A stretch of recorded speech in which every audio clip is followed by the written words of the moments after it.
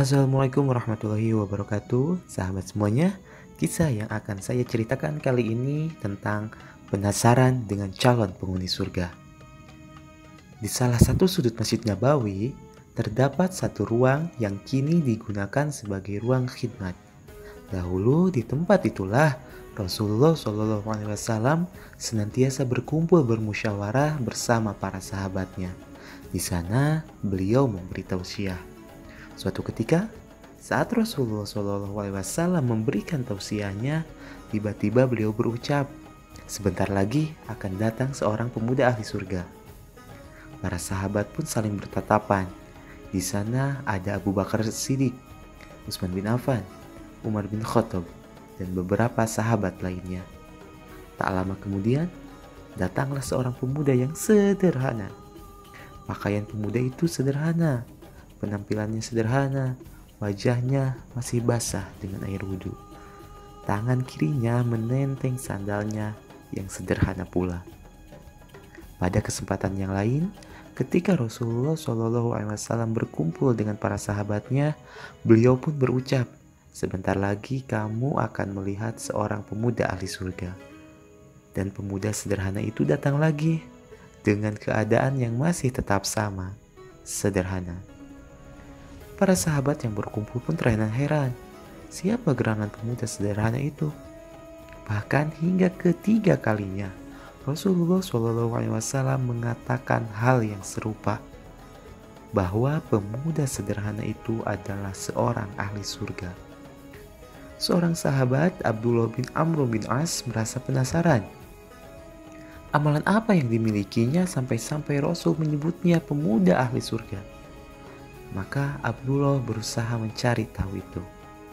Ia meminta izin kepada ayahnya untuk menginap beberapa malam di kediaman si pemuda tersebut. Dan mulai saat itulah Abdullah mengamati setiap amalan pemuda tersebut. Di malam pertama, ketika Abdullah bangun untuk tahajud, pemuda tersebut masih terlelap hingga datangnya waktu subuh. Ba'da subuh, ia membaca Al-Quran. Diamatinya bacaan pemuda tersebut yang masih terbata-bata dan juga tidak begitu fasih. Ketika masuk waktu duha, Abdullah bergegas menunaikan sholat duha, sementara pemuda itu tidak. Keesokannya, Abdullah kembali mengamati amalan pemuda tersebut. Malam tanpa tahajud, ketika membaca Al-Quran terbata-bata dan tidak begitu fasih, serta di pagi harinya tidak sholat duha. Begitupun di hari ketiga, amalan pemuda itu masih tetap sama. Bahkan di hari itu Abdullah berpuasa sunnah, sedangkan pemuda itu tidak.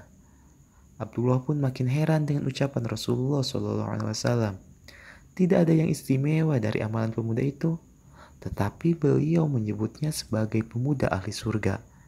Hingga Abdullah pun langsung mengungkapkan keheranannya pada pemuda itu.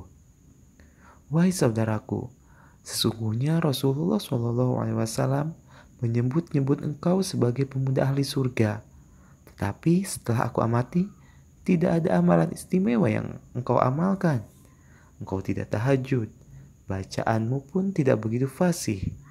Pagi hari pun kau lalui tanpa sholat duha, bahkan puasa sunnah pun tidak. Lalu apa amal yang kau miliki sehingga Rasul menyebutmu sebagai ahli surga?"